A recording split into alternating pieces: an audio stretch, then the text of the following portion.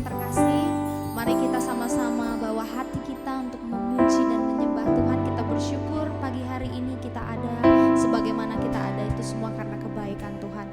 Mari sama-sama kita teduhkan hati kita berdoa. Karena kasih-Mu kami ada Tuhan, dan karena karya-Mu dalam hidup kami Tuhan, kami menjadi orang-orang yang begitu berharga Tuhan. Ini hidup kami Tuhan, kami serahkan hidup kami kepadamu sepanjang hari ini. Biar Tuhan sendiri yang memegang seluruh kehidupan kami. Biar seluruh apapun yang akan kami lakukan sepanjang hari ini, bahkan sepanjang hidup kami, biarlah Tuhan kami ada di dalam genggaman tangan-Mu. Pengharapan kami seluruhnya kami taruhkan kepadamu Tuhan, sebab Engkau satu-satunya Tuhan yang bisa dan dapat kami andalkan. Terima kasih Bapa yang baik. Kami mengucap syukur dan kami mau menyembah-Mu dengan segenap hati kami Tuhan. Terima kasih Bapa.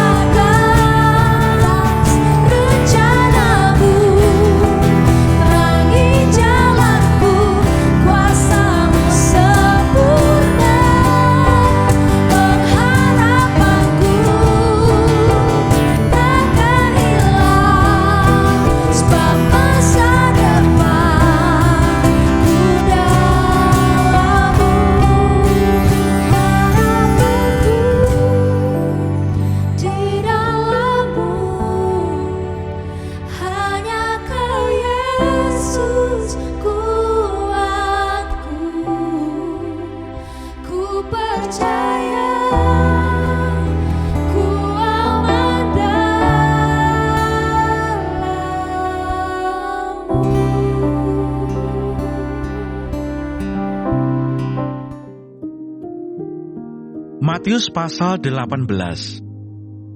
Siapa yang terbesar dalam kerajaan surga? Pada waktu itu datanglah murid-murid itu kepada Yesus dan bertanya, "Siapakah yang terbesar dalam kerajaan surga?"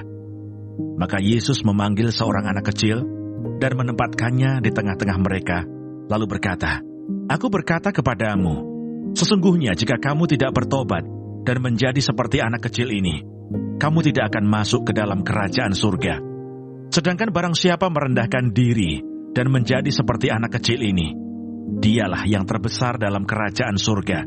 Dan barang siapa menyambut seorang anak seperti ini dalam namaku, ia menyambut aku. Siapa yang menyesatkan orang? Tetapi barang siapa menyesatkan salah satu dari anak-anak kecil ini yang percaya kepadaku, lebih baik baginya jika sebuah batu kilangan diikatkan pada lehernya, lalu ia ditenggelamkan ke dalam laut. Celakalah dunia dengan segala penyesatannya. Memang penyesatan harus ada, tetapi celakalah orang yang mengadakannya. Jika tanganmu atau kakimu menyesatkan engkau, penggalah dan buanglah itu. Karena lebih baik bagimu masuk ke dalam hidup dengan tangan kudung atau timpang, daripada dengan utuh kedua tangan dan kedua kakimu dicampakkan ke dalam api kekal. Dan jika matamu menyesatkan engkau, cungkilah dan buanglah itu. Karena lebih baik bagimu masuk ke dalam hidup dengan bermata satu, daripada dicampakkan ke dalam api neraka dengan bermata dua. Ingatlah, jangan menganggap rendah seorang dari anak-anak kecil ini. Karena aku berkata kepadamu, ada malaikat mereka di surga yang selalu memandang wajah Bapa-Ku yang di surga. Karena anak manusia datang untuk menyelamatkan yang hilang. Perumpamaan tentang domba yang hilang.